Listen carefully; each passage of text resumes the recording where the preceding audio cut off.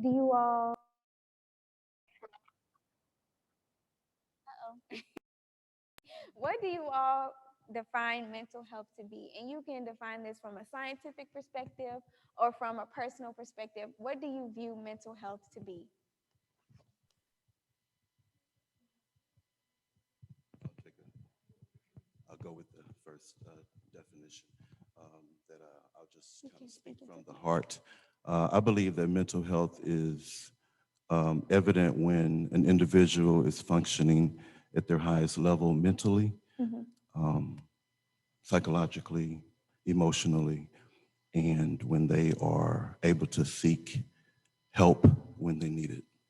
That's a great definition. Anyone else? Yes. From a personal perspective, I would say mental health is like physical health. Mhm. Very similar when you're working out or you eating right, you're doing it for you to feel good. And so mental health is about how you feel in the inside. How you view yourself determines everything. Your self-worth, self-love. And so, yeah, pretty much that's what mental health is to me, how you think of yourself. Right. I love that. Anyone else? Please.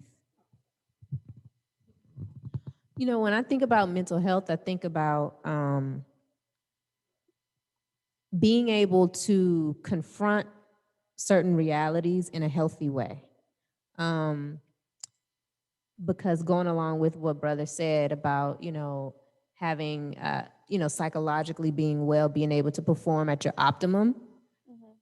being able to perform at your optimum has a lot to do with when things don't go your way, Mhm. being able to deal with that in a healthy way and not allowing outside forces to spiral you out of control. Right. And so, if I believe that mental health for me is when I can deal with certain realities without spiraling, and when I can deal with certain realities and certain disappointments, certain dissatisfactions without, again, spiraling out of control and be able to stay at a somewhat constant. Because because reality is we're not happy all the time. Like the minister said, one day you're this way, the next day you're that way, but you can still have mental health through that. Yes. Awesome. Awesome. And so the next question I want to ask is, in having that definition, where does the line draw between mental health and mental illness? At what point does mental health become mental illness? Very good question. So the definitions that we just gave of our personal definition of mental health, to be able to manage, right, our conscious thoughts or our consciousness in a way as reality dictates. We can't dictate how reality is going to engage us on a day-to-day basis. So when we find ourselves being confronted by reality and our management, the management of our consciousness or conscious thoughts fails us in some way or another. I mean, it causes us to go from one extreme to another. Then we can start considering. I used to think that certain behaviors was a result of mental health because I'm seeing this behavior is abnormal, it's not right. That's not always true, I was told by a professional, a licensed professional psychologist. But having the ability to detect or through mental health first aid, being able to see it, it's that instance in your life when you become unmanageable in your thinking and you do something irrational or you do something contradictory to what is considered normal behavior. And that can affect you in ways emotionally, spiritually, not just mentally. So there is a fine line between it, but the action or behavior that comes from it, sometimes we keep it all inside and we don't even know that we experience mental health. So it's something that I hope that us on this panel can help people realize that there is a way for us to detect it and do it in a merciful way, not in a way that makes people feel like they're, being cast out or, being made to look different or embarrassed. Because at the end of the day, they need help, we need help, Right. and we are one big community trying to survive this thing called life, right? Right. And before we get another answer, I just want to speak on when you said being merciful, not just to other people, but being merciful to yourself as well. When you notice that, contradictory behavior, when you notice that something is wrong, having mercy towards yourself in the way that you deal with it. You're not stupid, you're not dumb, you're not dysfunctional. Just being merciful in our response. Did anyone else want to hop on that question? Yes. Mental health turns into mental illness when there's a huge imbalance. Mm-hmm. And so that's even with studying the mind, our minds, the study of the brain by itself, like you can study that for years and years and years, because what our minds can do, we really haven't even tapped in. We don't use the full percentage. Mm-hmm. And so I know there's like schizophrenia and you're just like, oh, those people are crazy. No, your mind is capable of doing that when there's an imbalance. Mm-hmm. And so a lot of times, even in our community, we are diagnosed with autism and so many things, but really it's just like not being to identify that imbalance and bring it back to balance. Mm-hmm. And so to me, that's when, or even experiencing depression, we have our good days and we have our bad days, but when the bad days when it's too many bad days Mm-hmm. and you can't climb yourself out of that, to me, that's when there's an imbalance, and then you have suicide and those other things. Right. Absolutely. Yes, sir. Yes, let me speak on that. Definitely, we suffer from what I call, when we're dealing with that thing called the brain, transgenerational trauma. And it's Black people dealing with transgenerational trauma, feelings and pains that was passed down from my grandfathers and our great-grandfathers. And I found out during the study that the Jewish community done studies on their children and found out that their genes had been altered due to the passed down trauma that was never treated. And I asked that question on just like that. Can we identify with what mental illness in the Black community if we're suffering from something that we've never ever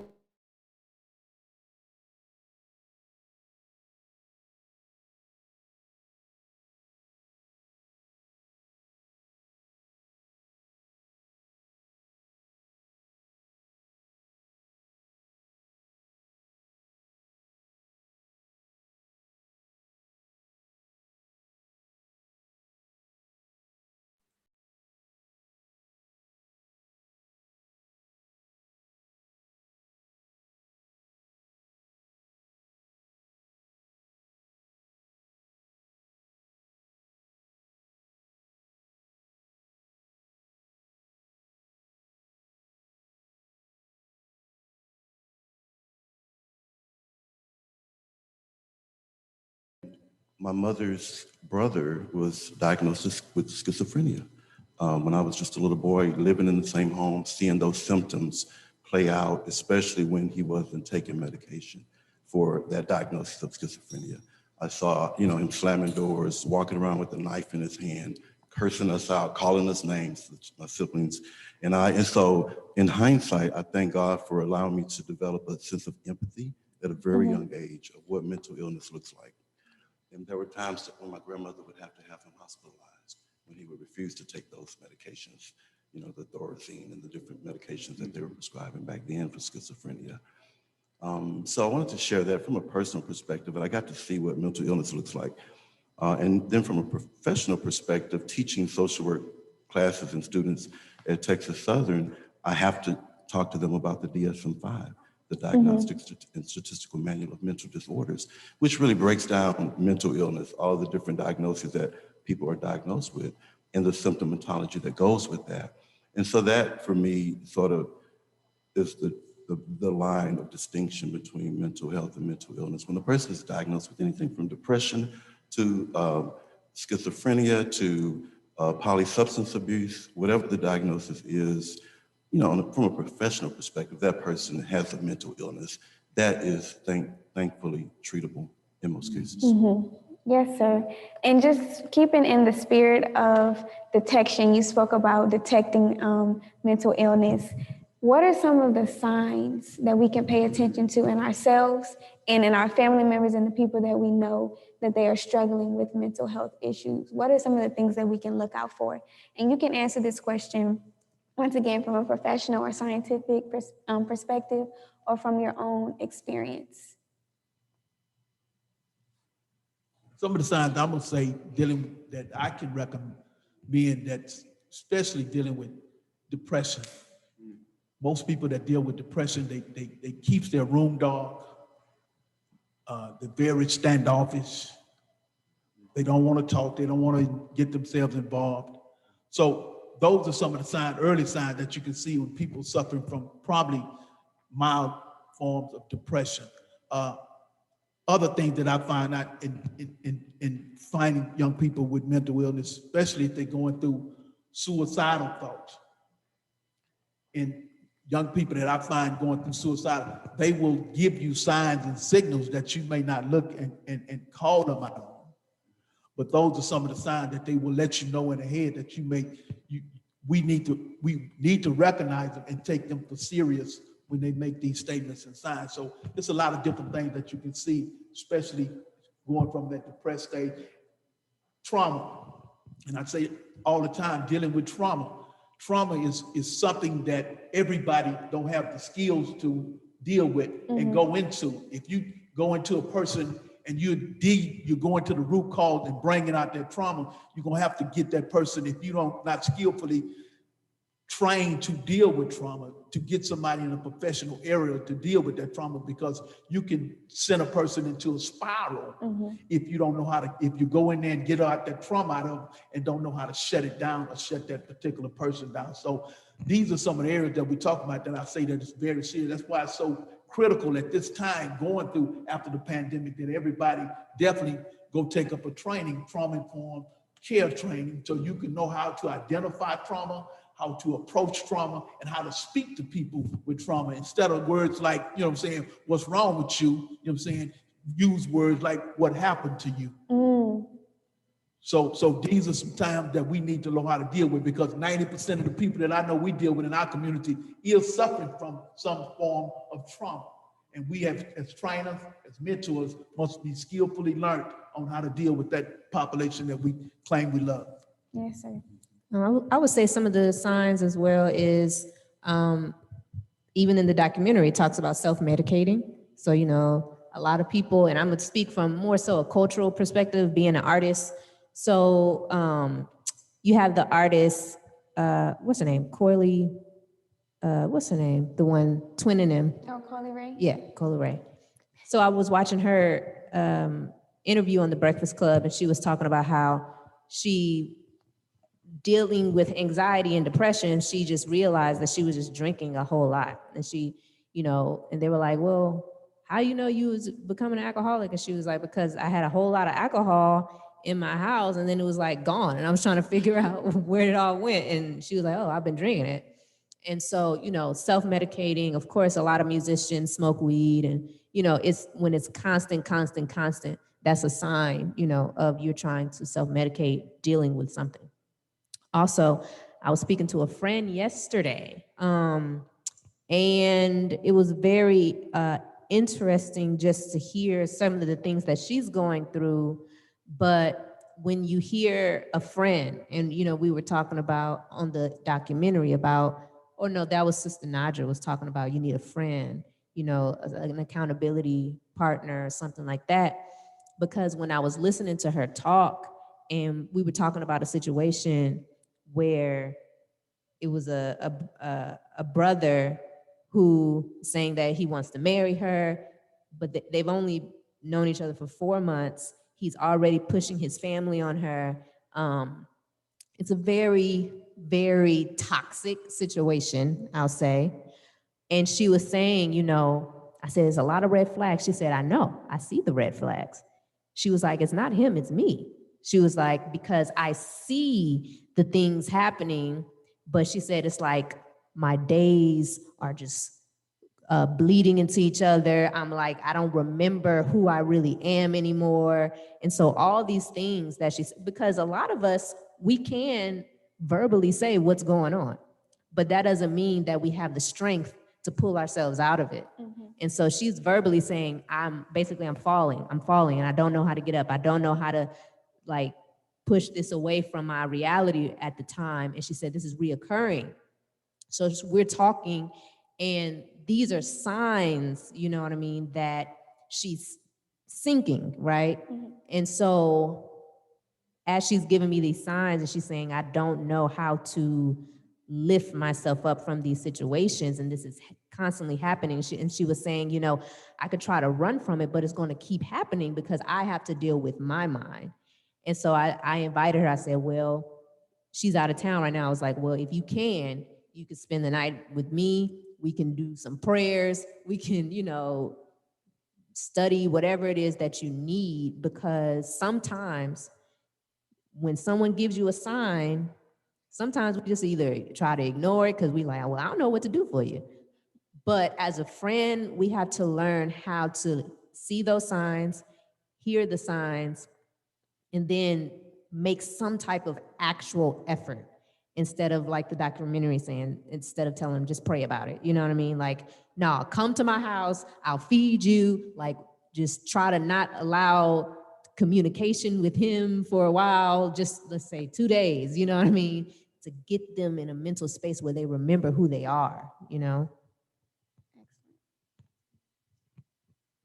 I definitely think you have to know a person, because everyone shows signs differently.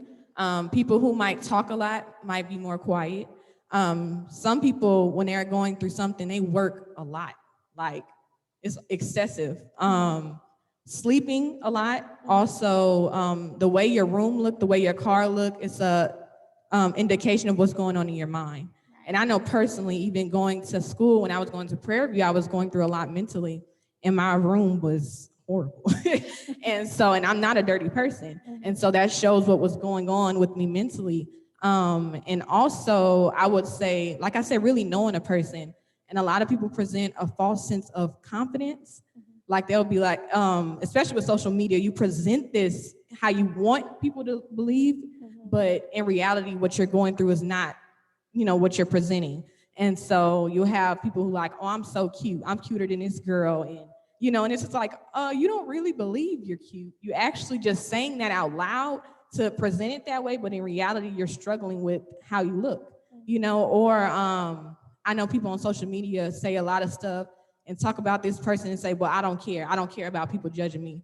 Yes, you do. That's why you're saying it. And so just that false, it's almost like an alarm system, like flashing in front of you. They keep talking about something. In reality, they're dealing with it, but they're talking about it as if they're good. Right.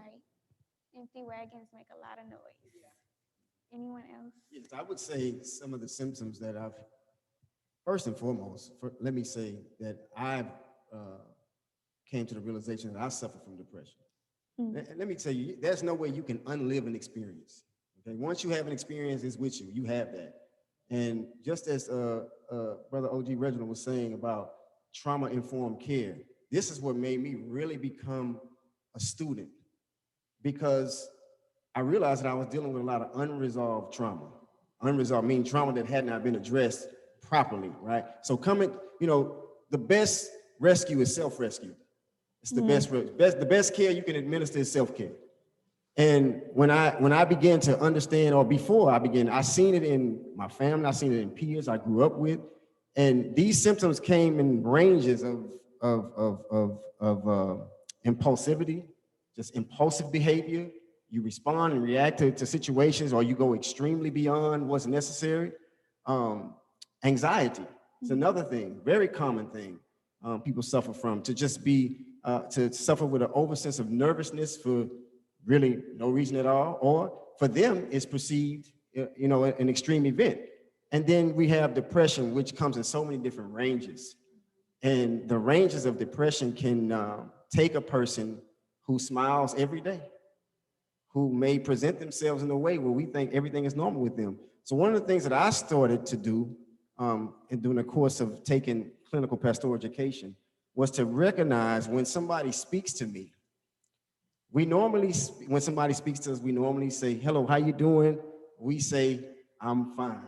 That's not a feeling. And I started to realize I'm not recognizing how I feel, even though you have to disclose everything to a person. But just I became aware of who I am and what I'm doing and how I'm actually responding about myself. So just taking that ownership helped me to identify when I see it happening with myself and when I see it in others. But the symptoms range so we don't even have enough time to talk about them, but they are there, and we have to have an eye, like the sister say, to be able to recognize it and then direct them to some professional care. We can't be afraid to suggest professional care, because I'm not a professional. And I'm definitely not going to try to help anyone in a situation that is so severe, Mm-hmm. you know, as that. But, you know, And you sure right. And I tell people all the time, dealing with the lifestyle of young men that claim to be gang members, and I've always, his brother gave me this acronym on the word thug. Traumatized human, unable to grieve. Mm-hmm. And when we talk about a traumatized human unable to grieve, we see them all the day long when they call themselves. We got to understand, dealing with this population, especially what I deal with, the brain do not fully develop until it's after 25. Mm-hmm. So when I'm dealing with young people and they're not dealing with a fully developed brain of 25, I'm working with people that's working out of the life, flight, or survival mode at the back of their head. And most people most people in the Black community, Black boys specifically, come out of situations, the A situation, at birth childhood experiences, that sometimes the back of the brain have to elevate itself to keep itself in a survival mode. And on that survival mode, as they grow older, they get addicted to what you call addiction to adrenaline. And when your body becomes addicted to adrenaline, you work impulsive in dealing with behaviors and living the lifestyle of what people say hyper vigilant lifestyles, where they'll become panicked and alert and paranoid on everything that they get around. And the behaviors that they have, even when it comes down to people with chronic depression is like COVID. It's contagious. If you don't get proper treatment and help for it, that person that have that chronic depression will have you depressed. So we have some things that we got to deal with and talk about, because as I deal with my young men in my treatment center, we do a circle, and the circle is called the mask you wear. And I get young people to write on the mask how people look at you on the front of the mask and how you look at people on the back of the mask. And I have them to ball it up and throw it out in the center. And some of the things that these young people say, that's how they look at themselves out here in the world, is very damaging. Angry, mad, sad, hateful. So we're dealing with things that the silent killer, I call it. You know what I'm saying? Suffering and silence, that we have to definitely figure out how do we recognize what mental illness look like, how it affects us, and how do we bring about groups and workshops that brings it out of men in the community specifically. Yes, sir. Thank you. And one thing that I really think is important for us to touch on are stigmas. I think that's one of the reasons why we're all here today, having to really push for mental health to be spoken about, is because of stigmas. So first, I guess it's kind of a two-part question, but the first one is, what causes these stigmas within the Black community? Or you can also answer, what has been your experience in dealing with stigmas in the Black community concerning mental health? well, I would say with Black men particularly, and this is from experience in groups that I've hosted, that I've created, a trauma-informed group of men who had been in prison, because there's little to no emphasis put on that kind of trauma from a person who's been incarcerated for years upon years, that is finally released. And what I would say is the labels. You know, we want to be perceived by people in a positive light, where we are normal, quote unquote normal, right? But in a perfect world, we would be. But the stigma for men, for most Black men, is that I don't want to be seen as a psych patient. These are some of the names. I don't want to be seen as, or if they need medication, I don't want to be seen as a person on medication for mental illness, or even having the word mental illness associated with them as a person. And I say, well, how can we change the language? Because it's obvious that some of us need this help. And if we got to change the language to make or get them to understand the language, and that's why these type of panels and groups, we have to inform people that it's not a play on making you feel belittled. It's really the best methodology for getting help, for getting you help. So I would just say that these things come from just a personal environment that we're in, and how that environment is reinforced by our concept of what a man is. And these are some of the actual talks and feedback that I've gotten from men who say why they won't acknowledge that they have certain issues mentally. I believe westernized culture has created the stigma of get the bag and you'll be okay. Or the stigma of the more you work, the better you are. Or how much you work defines who you are as a person. Yeah. And so I've been personally dealing with that. Like literally my self-worth was determined about my accomplishments, about how much I can do. And I'm currently I'm doing self-love coaching, and she is amazing, having me peeling back all kind of layers. But when she asked me, who am I struggled so hard with answering that question. I just started naming all these accomplishments and things that I do for other people. And so also a stigma growing up as a Muslim child in the Nation of Islam is that you're okay. You haven't been through anything. Or, and so even the rappers and they're living or singing or rapping about a life that's not theirs because they feel like what they're going through is not enough to be that person, And it's like, I didn't sell drugs, or my mama not a drug addict, but I'm a rap about that because that's what everybody, that's what you really struggling if you're going through that. And so the idea that your struggles, that what you're going through is not enough to be a conversation or for you to actually have feelings. I believe that stigma, one of the root causes is miseducation, socialization, the way that boys are socialized differently from girls in our culture, in our society. And again, the miseducation that, it's okay for young men and young women of color, to need help and to seek help. So I think our focus is on normalizing help-seeking behavior for people in our community. Uh, if anybody would need some mental health counseling, it should be us. I would think based on our history, based on the racial trauma, the intergenerational trauma that my brothers have spoken about on the there. And so I think I just want to just share that the way that we're socialized, the way that we've been miseducated, we have to re-educate and we have to normalize help-seeking behavior. Absolutely. Three things real quick. And I have to always bring the culture in. So Kanye West, he was diagnosed with bipolar disorder, right? So he talks about the stigma of, oh, you're crazy, you're ramped up, and he's like, well, sometimes I'm really just trying to get my point across, you know what I mean? And so, there's this stigma where if you are diagnosed with something, then you're just crazy. And so now you don't want to be labeled this certain thing, and you don't even want to take your meds anymore because it's like, I don't need this, they saying I'm crazy, But you have that stigma, and then you have the Will Smith stigma of when you do lash out because of your mental health problems, and he's saying, you got to take this, you got to take that, you got to, that's what he said in his Oscar speech.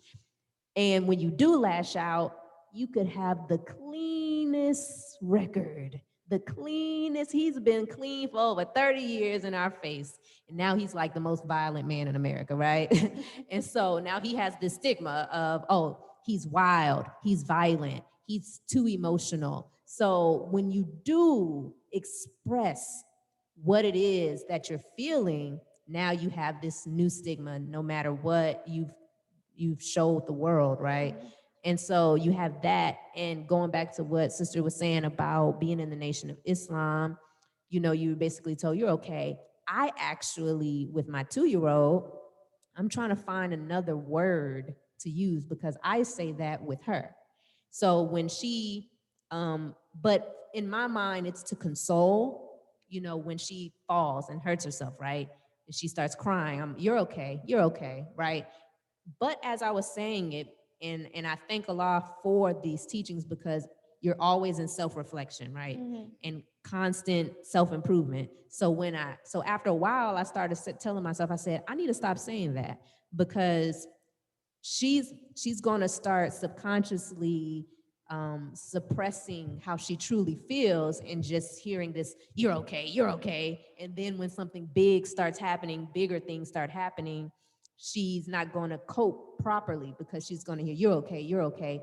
And of course, we would think, oh no, but that's a good thing, right? It's like, no, because you aren't dealing with what it is that you really need to deal with, because sometimes we're not okay. And we have to understand that. So if anybody has a suggestion on what to say when children fall down and stuff, I'm here. Let me know. And one thing that really stuck out to me with what you said was with the Will Smith situation and him just being totally blemished now. That falls on the community, just in when someone has a situation publicly, or when you can see that someone is struggling and dealing with something. We have a real responsibility as a community not to stigmatize them, not to gossip about them, not to slack talk about them, because in your mind, oh, I don't want to express my mental health issues because they're going to talk about me. I don't want to be honest about how I'm feeling because people are going to have a lot to say about me. And nobody wants to be ridiculed. Nobody wants to be the topic of conversation in a negative manner. So I think we have a real responsibility as a community to change those viewpoints in our own minds. And when we do see someone like Will Smith is very extreme, but it happens every day on minor levels. When we do see something like that, change the conversation. It goes a long way. Change the conversation within your friend group. Change the conversation within your homes. She's not crazy. She's not tripping. He's not this. He's not that. He's hurting. She's going through this. Oh, I wonder what happened. Just those minor switches and changes goes a very long way, because you never know who's in that conversation who's struggling with the same thing, who you're ridiculing her about her depression or she's been acting weird lately. Who in that conversation is feeling that same way? And just with you changing the conversation, now that person feels so much more comfortable to speak out. And it's the little things that go such a long way with all of us. So the next thing that I wanted to kind of segue to was Ramadan. We're here for Ramadan. I'm sure most of us are fasting. And this is particularly directed toward you. How does our mental health impact our ability to successfully complete Ramadan? Because Ramadan is an opportunity for us to actually, it's a cleansing, it's a purging. And it's a purging from what 11 months of subliminal things that have entered your mind, body, and spirit, right? So the purging process of denying yourself the pleasure of eating and drinking is an opportunity for us to focus on the Creator. And this is, and some brothers, there's some new brothers, there's about 4 brothers at my masjid that have just taken shahada. This is their first Ramadan. So I text them, called them, and had conversations with them about, and a few of them had the same responses, like, I'm trying to ignore the pains of hunger and thirst, but I need something to do. And that's the role of it. And during Ramadan, we stay active. We stay active. It's not like you're fasting, so I'm gonna go to sleep and I'm gonna wait till it's time to break. No, you stay active and you acclimate your body because you want your mind to have control over your body. And it's really, that's what it is. I mean, sometimes we don't realize how trained our mind becomes outside of Ramadan. We could not be hungry and we see a billboard with a sign that flashes some, I'm not gonna say it in detail, right? So we see a sign that we didn't have an idea that we wanted something of this such, but we'll go get it.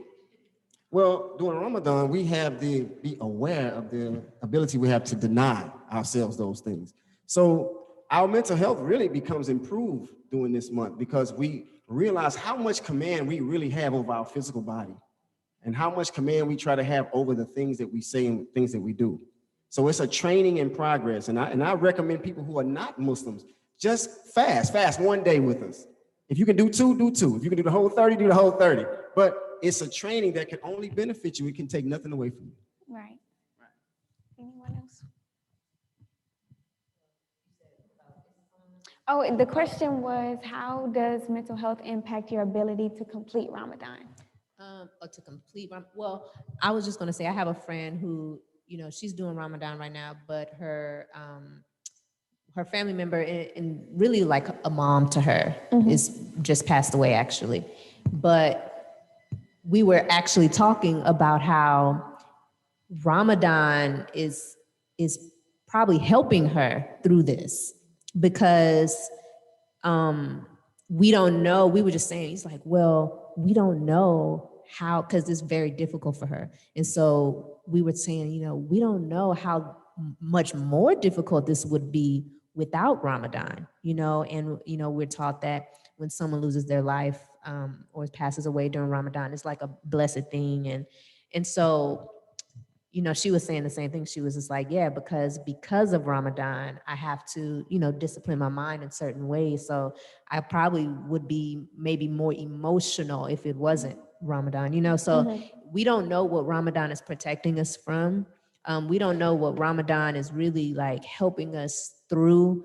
Of course, we know the hunger pains and it's really the thirst, right? It's mostly thirsty.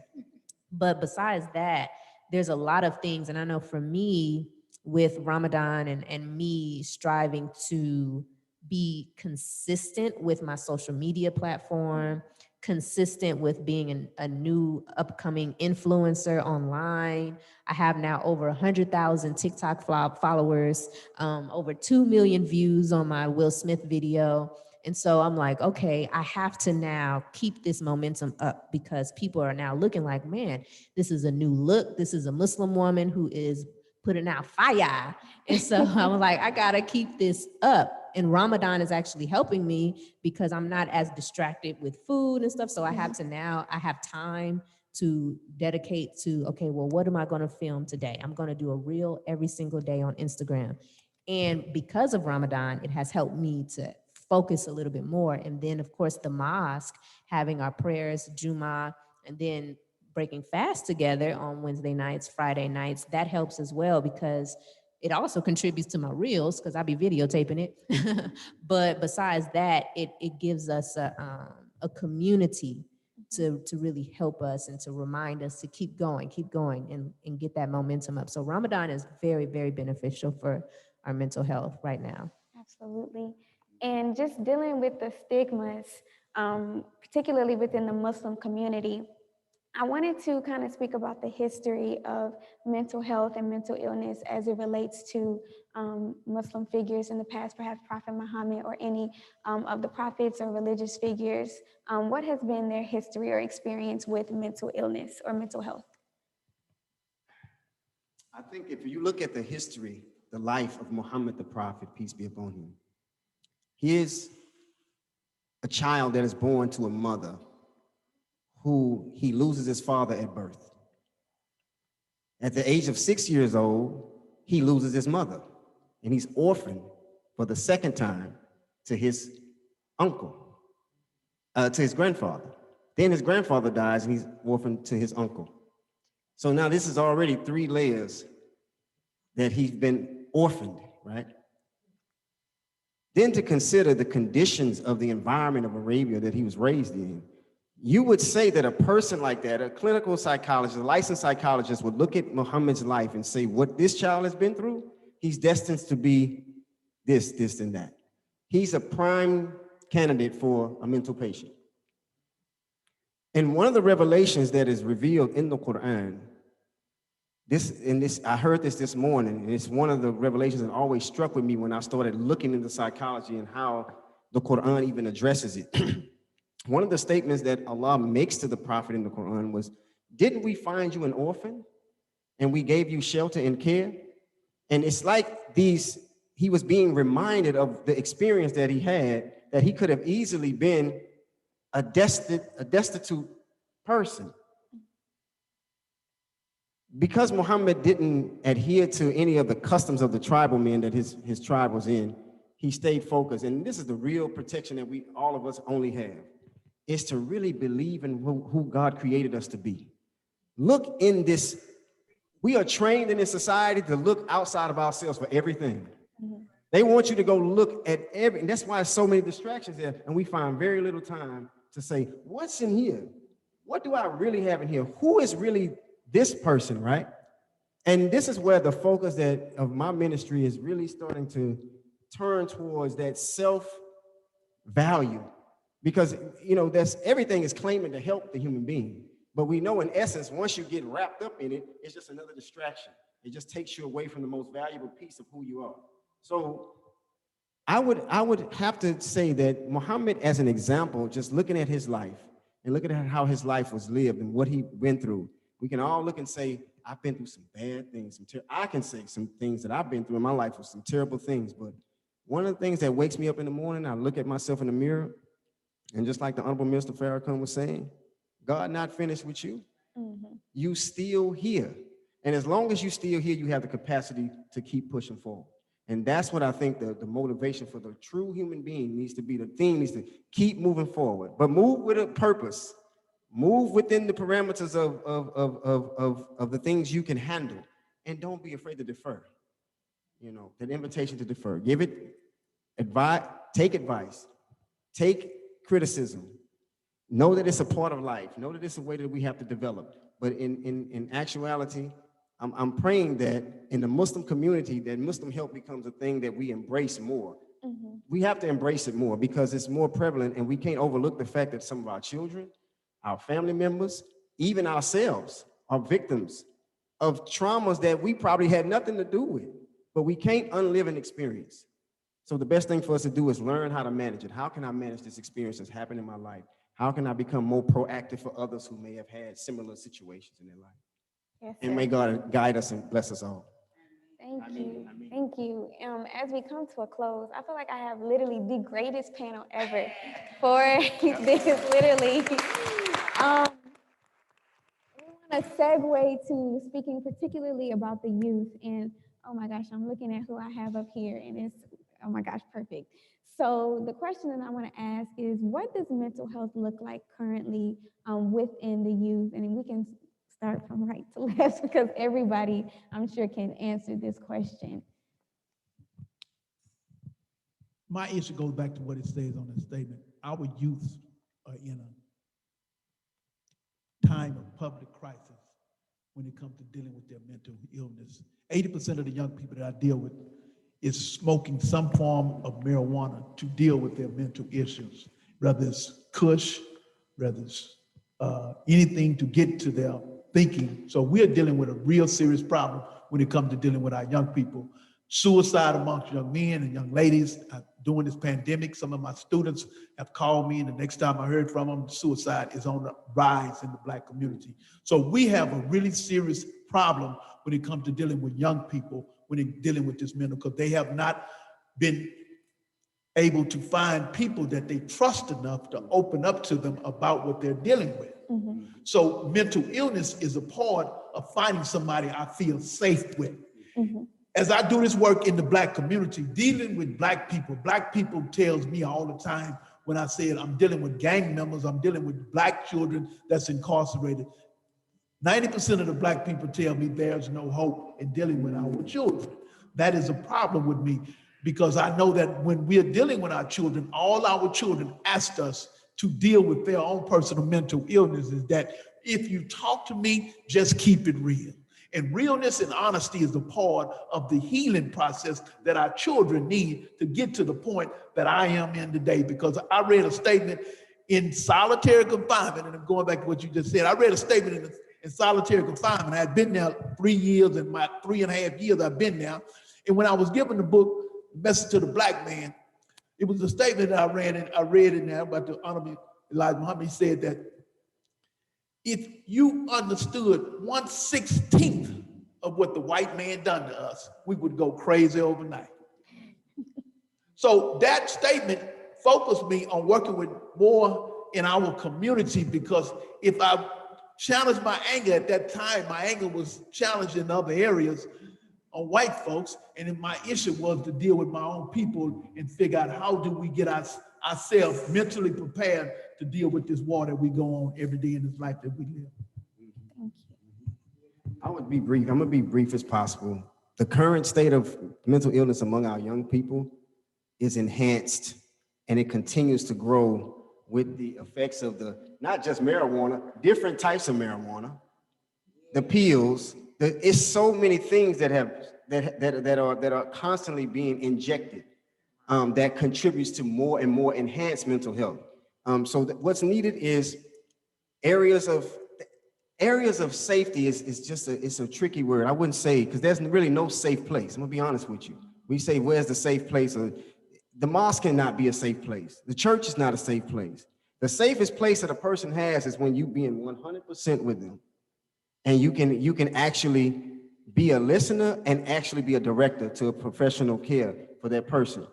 I come from the streets. I come from the game. I did 10 years in prison. I just have to be frank with you. And I was at once told by my 7th, 8th grade, 9th grade teacher that I was going to be dead by 21. Well, I'm 46 now. That's right. And it ain't been by my own, it hasn't been by my own knowledge and understanding of the world. Many mistakes I've made. But one thing I never failed to do was believe in myself and believe that I was capable of being more than what society was giving me, or whether it was engineered or socially engineered for me to trap to catch me. I still prevailed.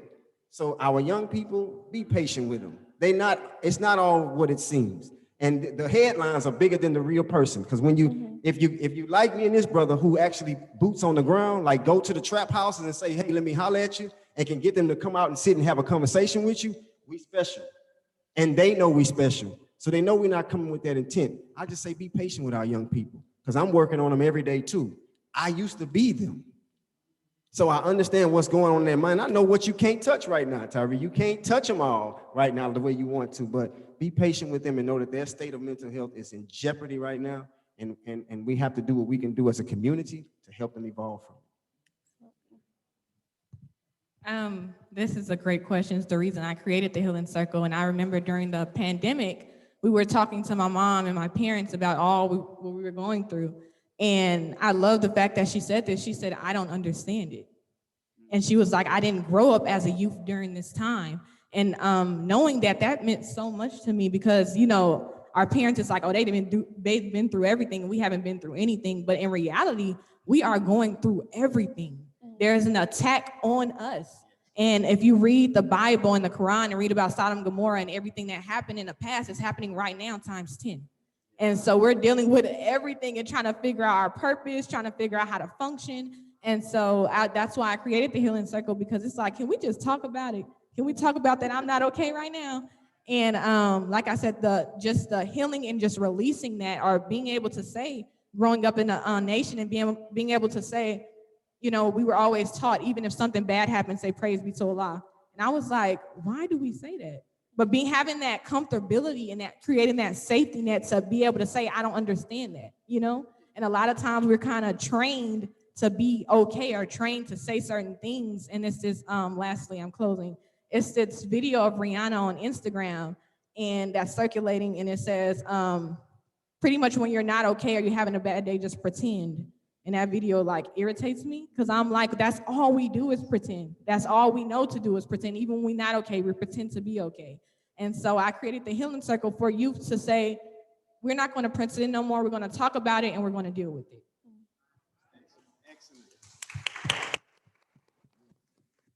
Excellent question, sister. You know what? I experienced a lot of my personal traumas as a child, growing up, visiting my mother in prison, not knowing who my dad was, losing my grandmother at age 12, the woman who raised me to cancer, and then all hell broke loose, so to speak. Forgive me for the cursing. But then, having said that, it gave me a foundation and I think a gift to be able to work with young people. And so a large part of my ministry, in addition to being an educator, is being a social worker for over 30 years and working with children in group homes, residential treatment centers, and seeing all the trauma that they live with. But what I found out from my 30 years of experience of working with young people, children and families, and 20 years of teaching in higher education, is that children just want to know that someone cares about them, that they're cared about, they're acknowledged. I made. I'm not going to say that it was about something about Easter. I won't give that example. But I think it's important to know that children need to know that they're cared about and that they're loved. And, we still have children having children. So the cycles continue. And these children in this time have grown up with information, the information technology age and social media. We're not going to even go there, but just show the children we love them, we care about them, give them healing circles and so forth. God bless you. Thank you.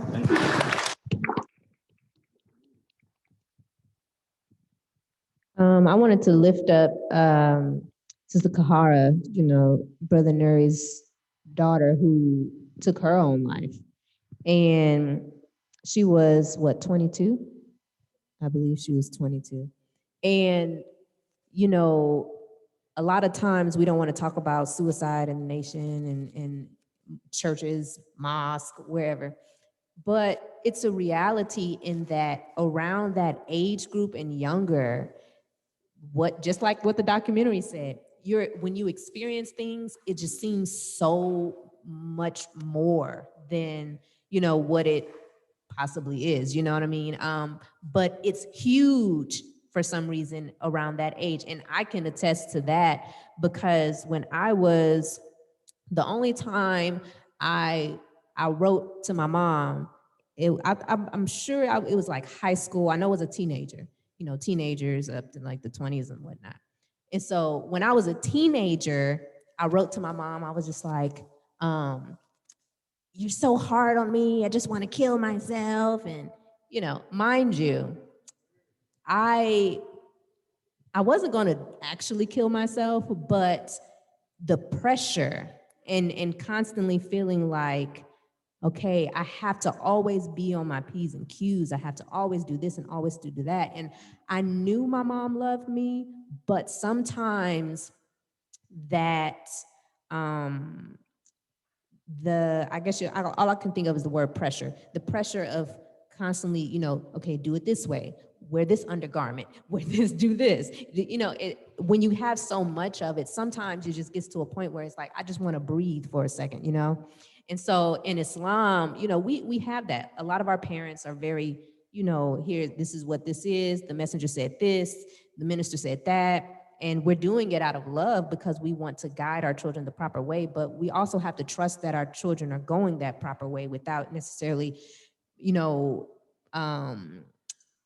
pushing too hard sometimes, And I feel like I grew up in a very, very balanced household. I was able to do a lot. It wasn't very strict per se. Well, I just maybe felt like it wasn't strict, but because I felt like I was able to do so much. It was just so many things you can do that are fun, right? So I was indulging in so many things that were fun. I never really felt like I was missing out. So I didn't really suffer from depression at a young age. However, I do remember that one time when I wrote that. And I gave it to my mom. She read it, But going back to Sister Kahara, it's like those ages where everything just seems so much, you know what I mean? But I remember Brother in the janaza, the Brother Jeffrey delivered it instead of Brother Ishmael, and he was saying, but if you can just hold on, if you could just get to the other side, and a lot of us, when we're young, we don't realize because we're in the moment that there is another side to it. But we're so new to the earth, we're so new here, we've never experienced the other side. So it's right now, okay? And that's all we can see. So I'm glad that y'all were saying to be patient with young people, because when you're young like that, you don't know about this other side that y'all are talking about. No, it's like, I'm suffering right now, and there's nothing that can change that. That's how we feel, And I've experienced that. So I have empathy, for younger people, because that's just the reality. We just, you just haven't been on earth long enough. And that's why it makes sense now when older people say, just live a little longer, honey, just live a little longer, just keep living. And I'm like, okay, but it's true. Like now that I'm older, I'm like, oh, I kept living and I get it a little bit. So it's true. Like anybody who is, I don't know if we're still broadcasting, but if you're watching this, it's like, for real, like keep living. And there really is the other side. Right. Beautiful.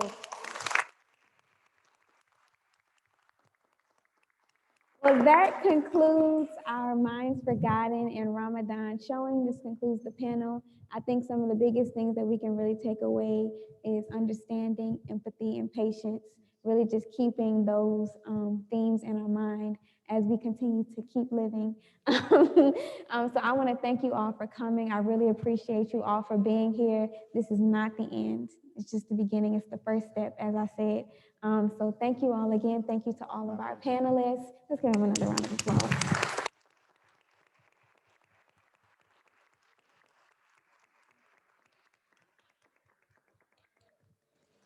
And with that, I want to, we have a little offering to all of our panelists, just as a thank you for participating, a love offering.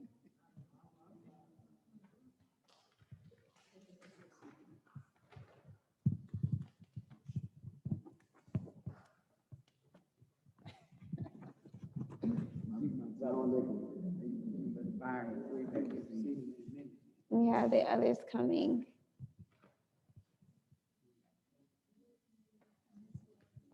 He has one, yeah.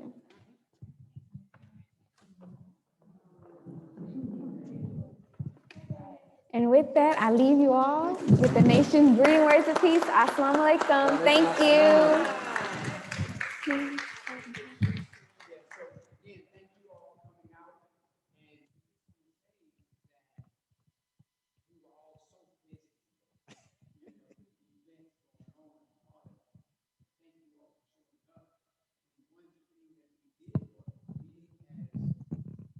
Meeting as adults, older adults and younger adults, we were constantly planning together. So even though I wasn't able to be here, right, because of another engagement, they still came right on in and went to work and had everything laid out. Communication is key. So Brother Byron, you're absolutely correct. When we can, begin to work together with one another, it just creates that synergy, that unity, and then give our younger adults the responsibility as well to see that they can do it. And it's not about who's here and who's not here, because the beautiful thing about it is it was so much pertinent information that was given. We did capture it, and as Sister Kudisa stated, this would not be the last. So as a panel, please, let's stay in some form of communication, because this is a serious, like we said, it's a pandemic. It's a real problem that we're facing. And then inshallah, we're gonna keep pushing and keep pushing and keep pushing and keep traveling with it, keep building on it, and keep creating so that we can just be successful in getting the word out. Thank you all. Thank you all for coming. Assalamu alaikum.